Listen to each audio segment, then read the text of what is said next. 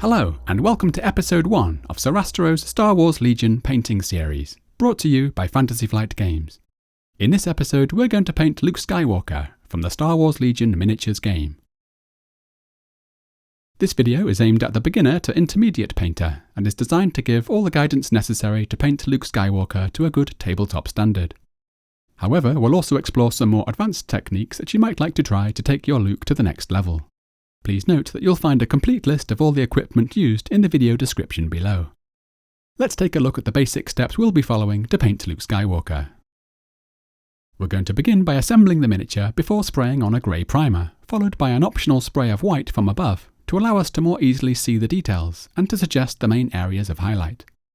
We'll then carefully paint on all of the basic areas of colour, aiming to match the colours of Luke as he appears in The Empire Strikes Back. Next we'll brush on some shades that will collect in the recesses, creating some easy and effective definition and contrast. We can then use some lighter versions of the base colours to apply some highlights to further boost the contrast. Our finishing touches will include painting the facial details and lightsaber effects, as well as providing some texture for the base. Let's begin.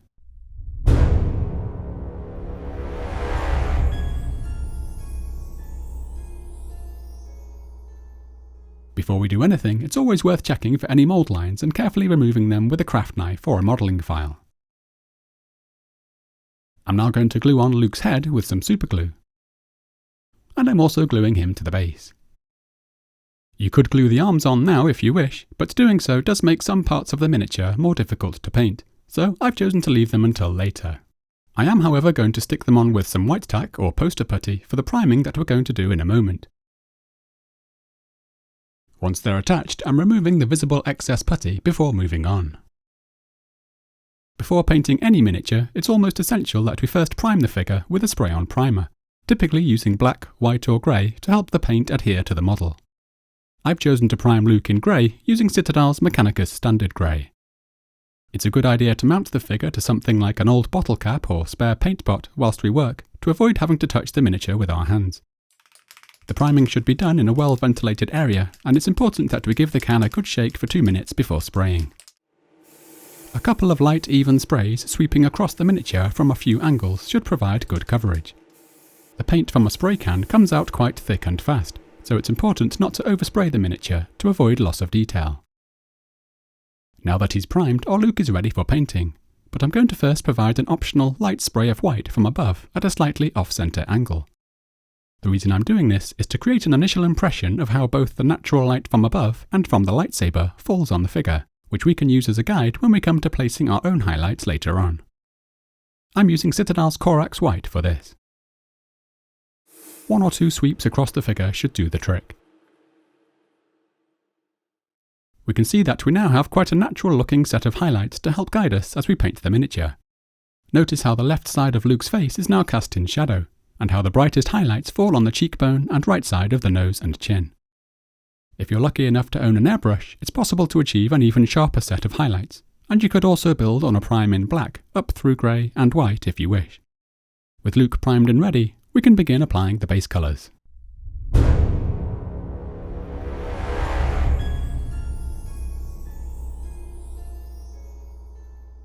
Before we start applying the colours, I'm going to first detach the arms and mount them to a pen. We can now begin painting, and I've chosen to start with the skin. Because I want quite a strong sense of directional light and volume, I'm going to begin by blocking in the main areas of light and shade with my base colours. So, for the darker sections of skin, I'm going to use Citadel's Bugman's Glow. And for the lighter sections, I'm going to mix in some Cadian Fleshtone in a roughly 3:1 ratio. I'm using an old size 3 brush to transfer around 4 portions of paint from the pot to the palette. I'm then mixing in a roughly equal number of drops of water to thin the paint down, and I'll be thinning all of my paints usually with anything between 25 to 50% water. For the lighter tone, I'm going to transfer some of this to the neighbouring well, and then mix in a few brushes of the Cadian Fleshtone, and I'm once again thinning the paint down. I'm now switching to my actual painting brush, a size 2 by Rosemary & Co, and I'm collecting some of the Bugman's Glow, unloading some of the excess on the side of the palette whilst giving the brush a little twist to help maintain a fine point. I'm now blocking in the main areas of shadow on the face and hands, which is already suggested to us by the priming we added earlier. So for the face, we can paint the entire left side, as well as the shadowed eye and mouth areas. Keeping both wrists resting on the work surface will make the brush much easier to control.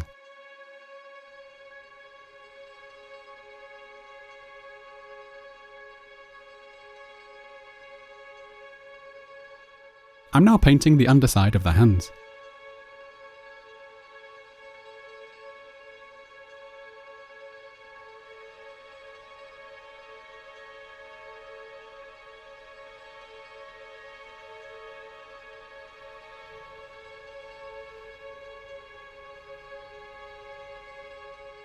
A second layer may be needed to achieve adequate coverage.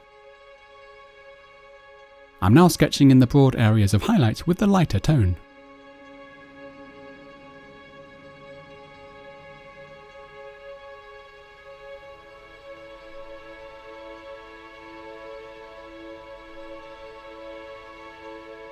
You could make things simpler still by using a single skin tone for the whole area if you like.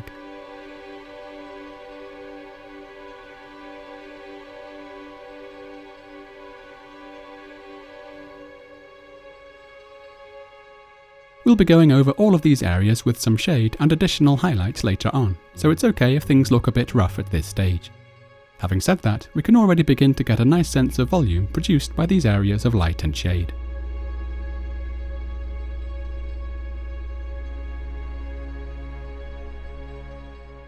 Next I'm going to paint the hair, starting with some Steel Legion Drab, mixed with just a little Kantor Blue, in a roughly 5:1 ratio.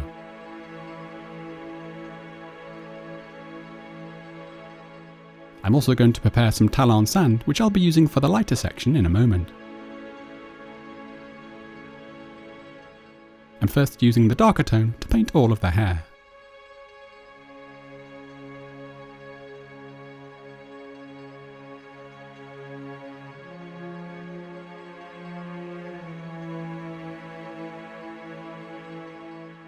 I'm now applying the Tallarn Sand mostly to the side of the head that's next to the lightsaber. This can even be done whilst the darker tone is still wet, if you fancy doing a little wet blending.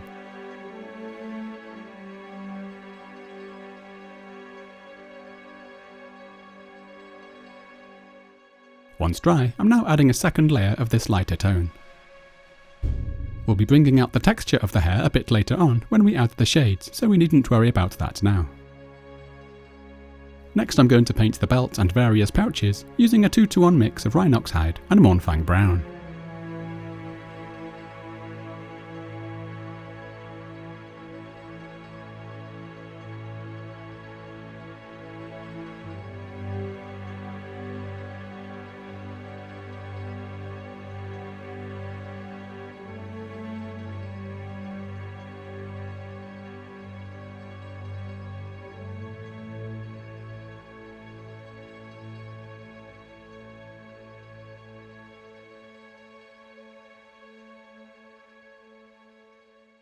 For the somewhat unique tone of Luke's jumpsuit, I'm going to mix 4 large brushes of Celestra Grey with 2 portions of Screaming Skull, and around half a brush of Deathworld Forest. Here I'm mixing my Screaming Skull into the Celestra Grey along with a few drops of water. And now I'm adding the Deathworld Forest. This gives us the lighter tone for Luke's outfit. I'm now going to transfer some of this to the neighbouring well, and I'm going to mix in around 1 brushful of black to create a darker shadow tone. I'm now using this to paint all of the darker sections of Luke's outfit, using the grey and white primers that we added earlier as our guide. I'm going to paint just the upper half first, and we'll be covering most of the back as well as the underside of the arms and the shadowed section of the torso.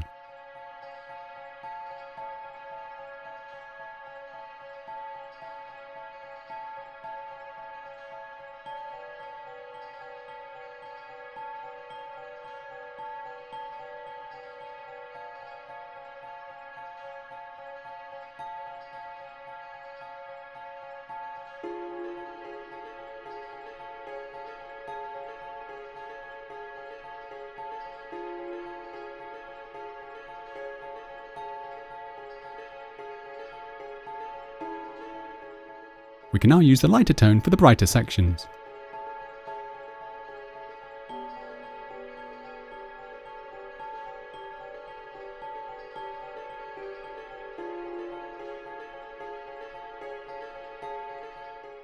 If the darker tone is still wet, you may like to loosely blend the tones together like I'm doing here on the back. You could also mix an intermediate tone to smooth things out if you wish, but a slightly rough and sketchy finish is okay at this stage, especially since the shades we'll be adding shortly will also obscure some of these transitions for us. Of course, if you really want to keep things simple, you could simply paint the whole outfit with just the lighter tone if you wish, although the finished result will be a little less interesting.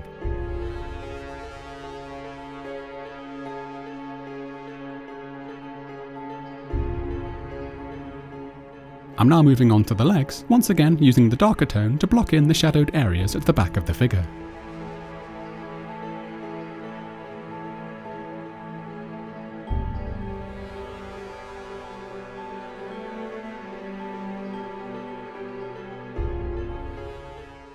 I'm also using this for the area under the knee. And I'm now sketching in the highlights with the lighter tone. I'm also reinforcing the highlights on the upper body.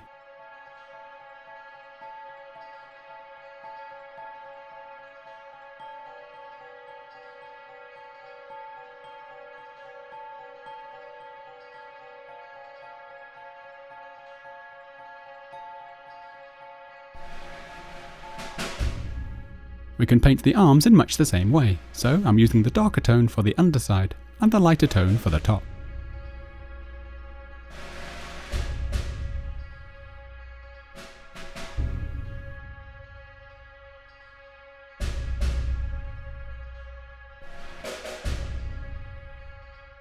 For the feet, I'm going to mix in some additional black to create a slightly darker tone still.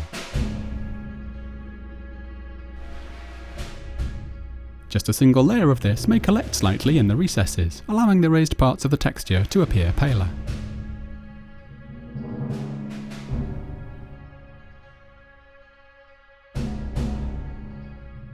Before moving on, I'm tidying up a few scrappy details.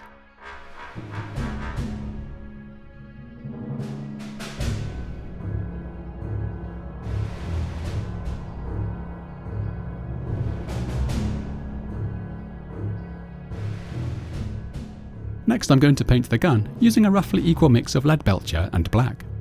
I often like to mix non-metallic colours into my metallic paints to produce a more muted, less sparkly finish.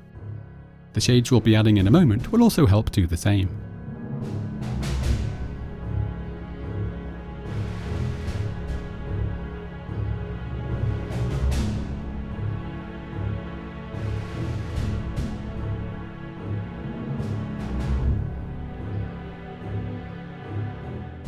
For the remaining metallic details, I'm going to use an equal mix of Stormhost Silver and Celestra Grey.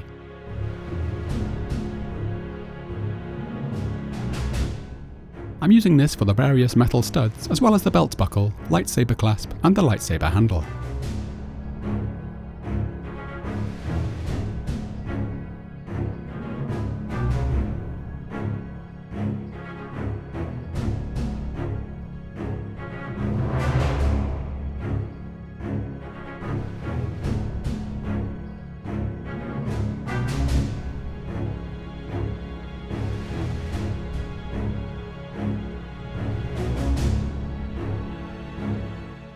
For the blade of the lightsaber, I'm going to first provide an undercoat of solid white.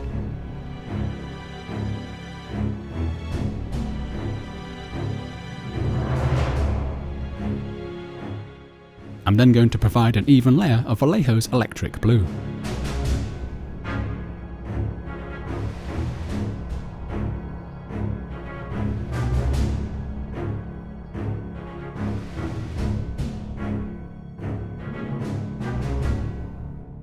With the base colours complete, we're now ready to add some shades.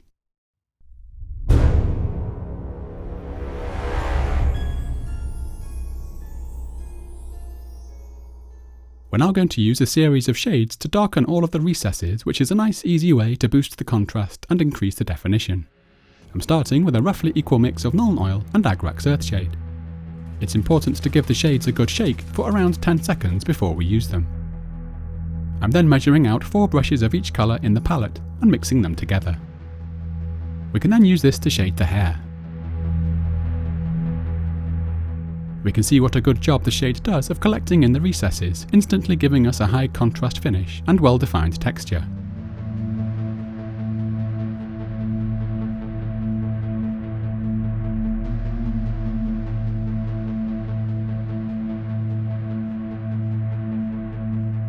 I'm also using this for the belt, pouches and holster. This will also do a nice job of dulling the silver metal details.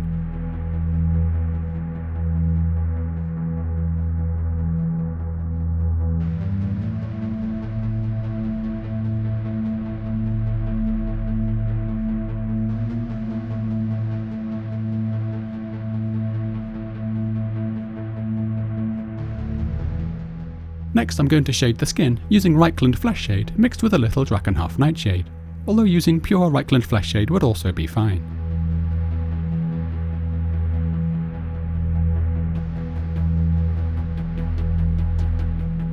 You may wish to soak up some of the shade if you notice it pooling too heavily, like we can see here in the eye sockets.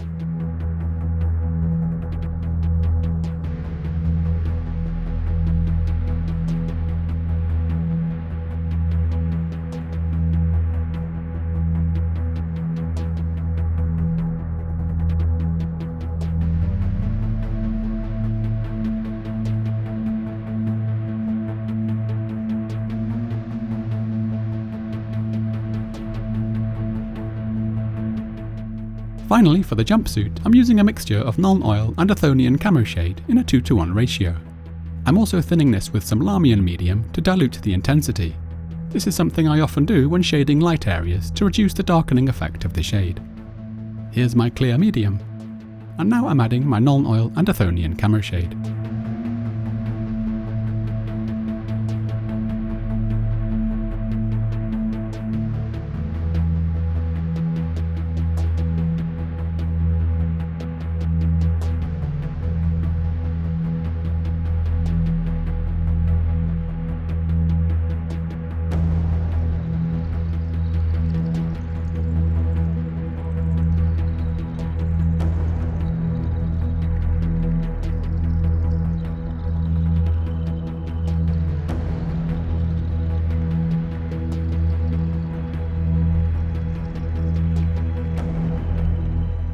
After the initial application, I'm then using a clean brush to wipe the shade away from the lighter areas of fabric, such as on the top of the shoulders.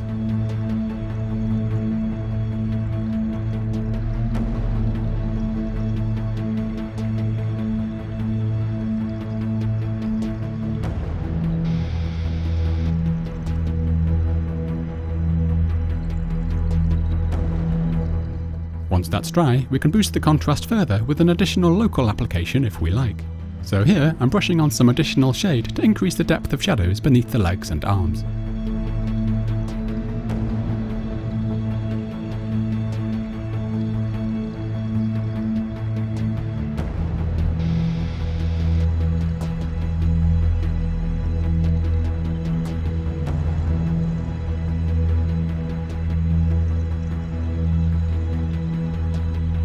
Once dry, we can see how nicely the shades bring definition and contrast to the model, yet we can still see the variations of light and shades that we added earlier.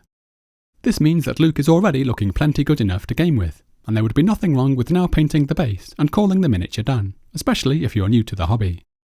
If you wish to take Luke to the next level, join me now for the highlights.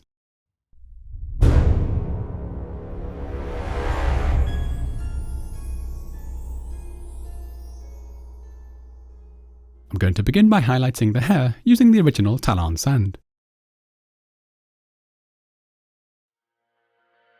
Here I'm focusing mostly on the raised strands on the right side of the head, which will be closest to the lightsaber.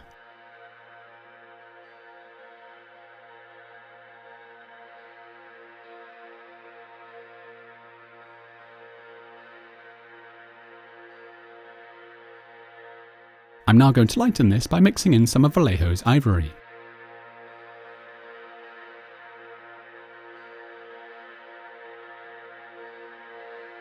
There are a couple of different ways that we could create the impression of blue light being given off from Luke's lightsaber, usually referred to as object source lighting. One way might be to build some blue tones into the base and highlight colours for the areas of the figure that are hit by the light. This can look extremely effective, but is quite a lot of work. I'm taking an easier approach by simply highlighting each area with the addition of ivory or white to push up the brightness, then using a simple blue glaze later on to introduce the blue tint. Here I'm using the edge of the brush to more easily pick out the raised strands of hair. Next I'm going to highlight the skin, and I'm starting with the original Cadian Fleshtone and Bugman's Glow mix that we used for the light side of the face earlier on. I'm applying this in a thin, even layer to brighten the right side of Luke's face, and I'm also highlighting the nose, forehead, cheekbones and tip of the chin.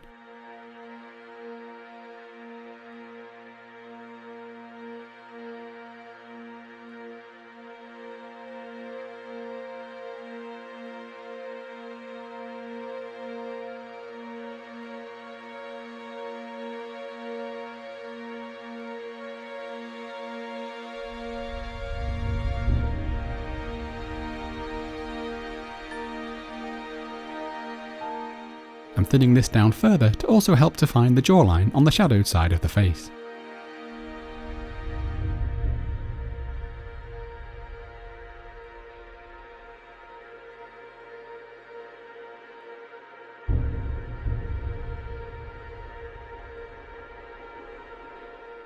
We can also brighten all of the upturned surfaces of the hands and fingers. These are going to end up especially bright as they're so close to the blade of the lightsaber.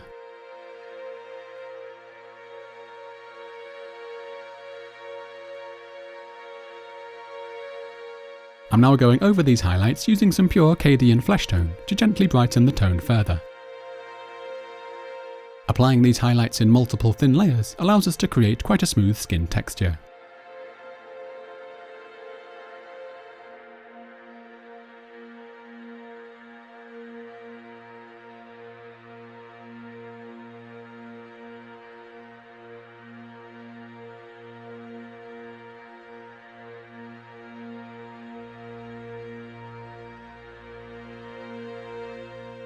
To achieve the brighter upper highlights, I'm now going to mix in some Kislev Flesh.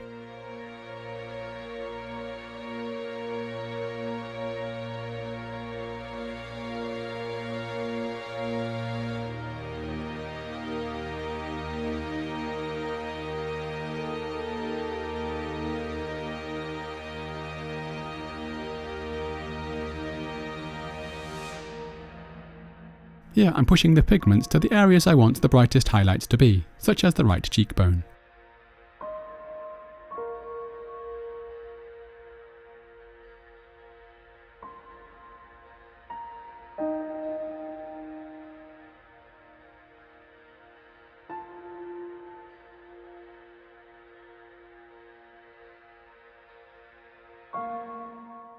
And I'm now using pure Kislev Flesh.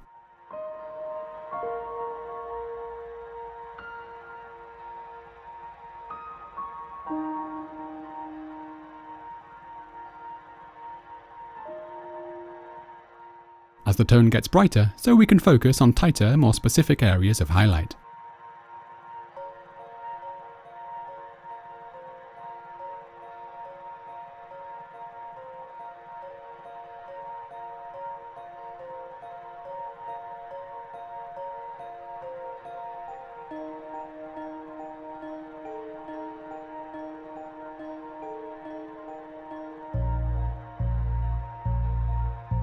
I'm now going to mix some white into the Kislev Flesh in a couple of stages to achieve my brightest highlights.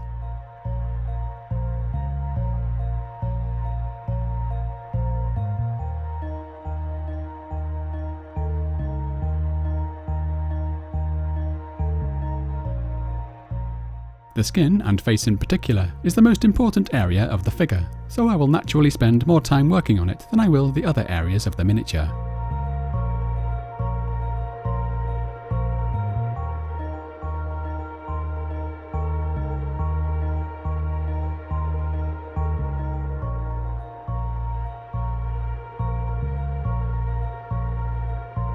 It's worth noting that adding white to produce the highlight tones also desaturates the colour, which will make it easier for us to tint with the blue glaze later on.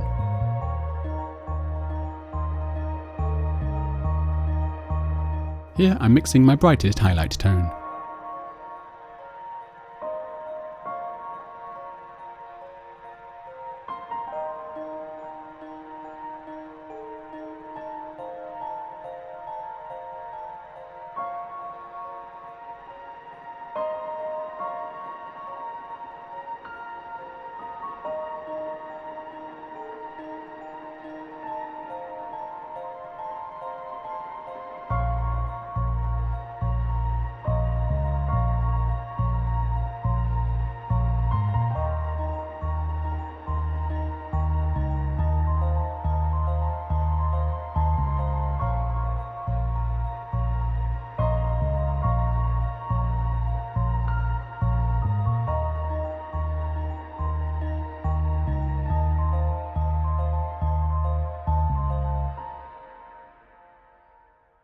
With the skin complete, I'm now going to provide some fairly rough highlights to all of the areas of brown leather using Steel Legion Drab. We don't need to be too neat here, as we want quite a rough and weathered finish, and I'm adding various stipples and scratches to help achieve this.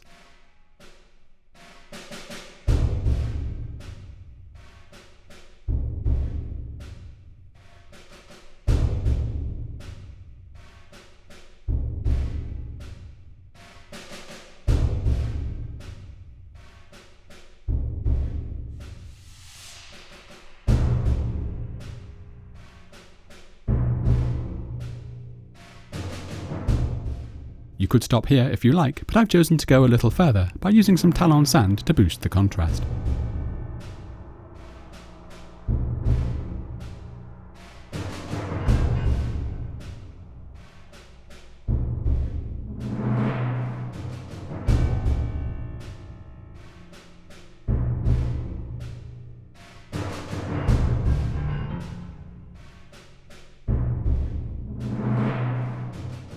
I'm going to finish the leather off by applying a shade of Seraphim Sepia to help bring the tones together and create a more aged look.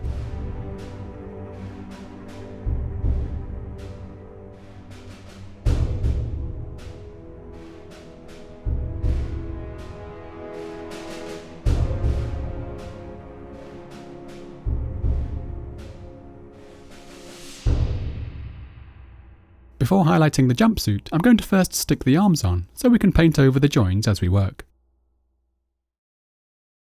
We can see that we have a small visible gap on the right elbow, which I'm now going to fill in using Vallejo's matte varnish. All we do is apply the varnish neat with a brush to the area we want to fill. Although it's white when we apply it, the varnish dries to a clear finish. There will be some shrinkage as it dries, so we may need to apply 2 or 3 layers to ensure the gap is completely sealed. Once done, we now have a nice smooth surface ready to paint over. We can now begin the highlights, and I'm once again starting with the original mixture of tones that we used for the base colours. I'm going to begin with a roughly equal mix of the light and dark variations that we used earlier, and I'm using this to cover the join in the arm.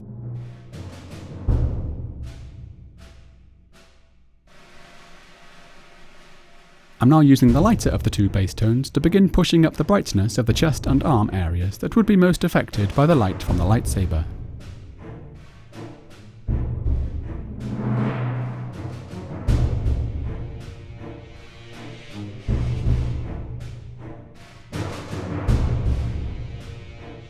And I'm using the darker of the base tones to provide a few highlights to the feet.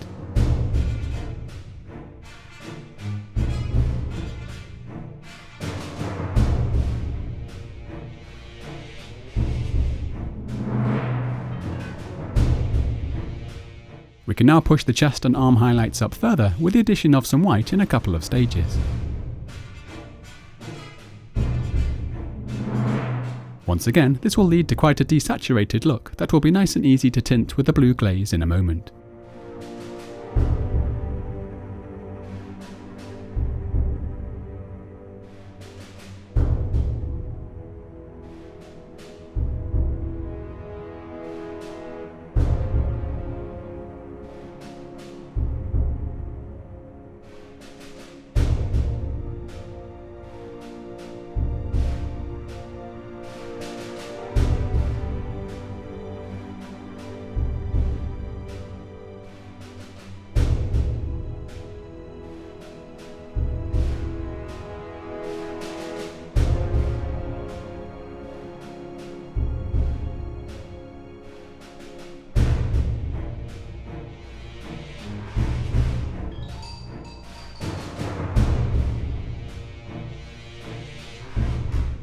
Here's my final lightest highlight tone, which I'm using for the areas that are closest to the lightsaber.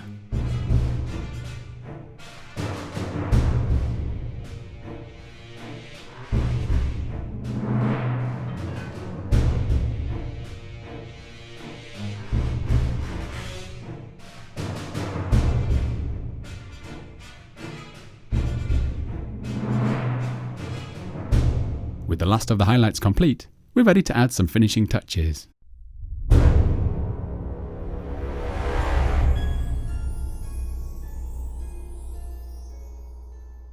We're now going to create a thin blue glaze to simulate the effect of blue light being given off from the lightsaber. To do that, I'm thinning some Guilliman Blue with 4 parts of medium. This should allow us to build the effect up in a few layers, with less risk of suddenly taking things too far. After loading the brush, I'm wiping it on some paper to ensure that I don't flood the miniature. We're looking to apply the glaze in thin layers to all of the areas exposed to the blade, without letting it pool like a shade.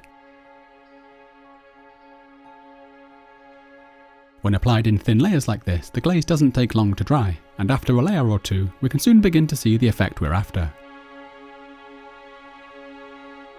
I'm going as far down as the knee, but only with a single layer.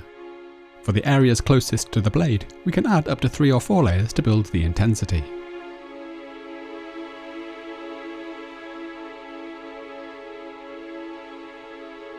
This is quite a simple and fun effect to achieve, which largely builds on the work we put into the highlights earlier on.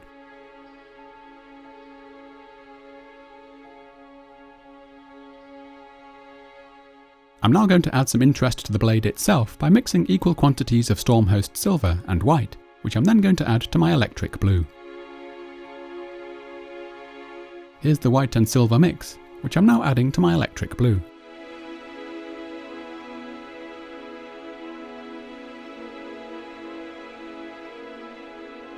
I'm now using this to place a strip along the front edge of the lightsaber to begin to create a subtle inner glow.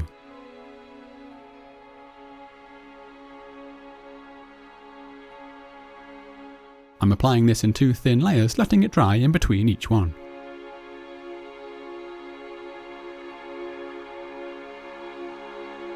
I'm now going to lighten this by mixing in additional quantities of the white and silver mix, and I'm repeating the process.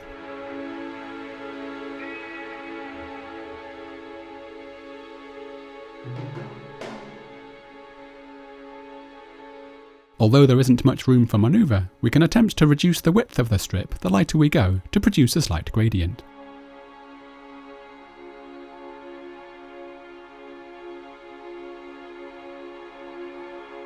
I'm now going to paint the eyes, starting with Vallejo's Ivory. This is highly optional of course, since the eyes will barely be visible from a normal gaming distance.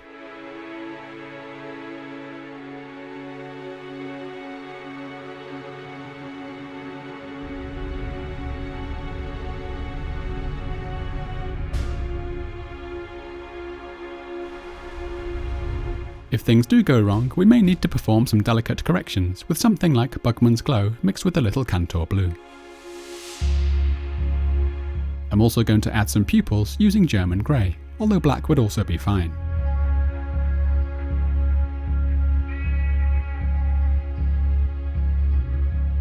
After performing any necessary corrections, we can now provide some texture for the base.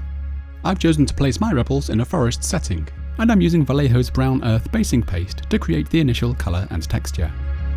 This can be applied directly from the pot, and it's not a bad idea to use an old or cheap brush if you have one.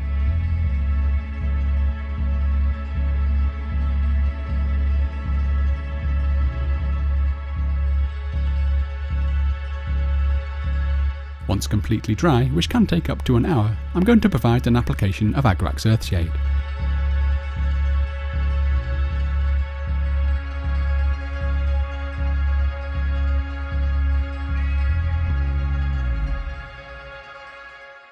And I'm also painting the rim of the base in black.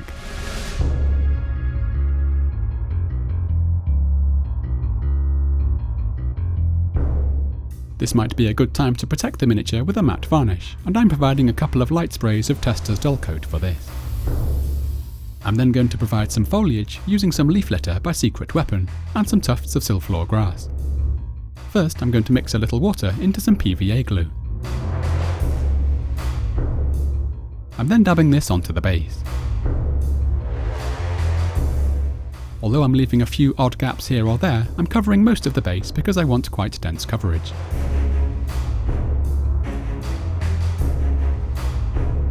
We can then sprinkle the leaf litter onto the base and leave it for a good while to dry.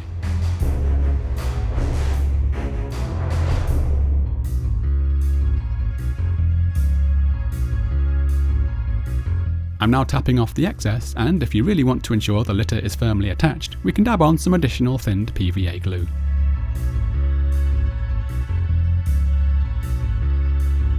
Next I'm going to tone down some of the contrast of the foliage with some additional Agrax Earthshade.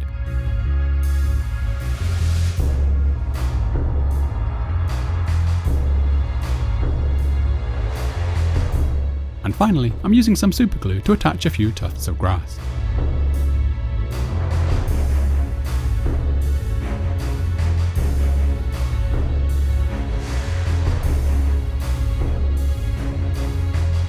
And this completes Luke Skywalker. Thank you for watching, I hope you have enjoyed the video. Don't forget, you can find full details of the products used in the video description below, along with links to my various social media accounts. Join me again soon as we continue painting miniatures from Star Wars Legion. Happy painting!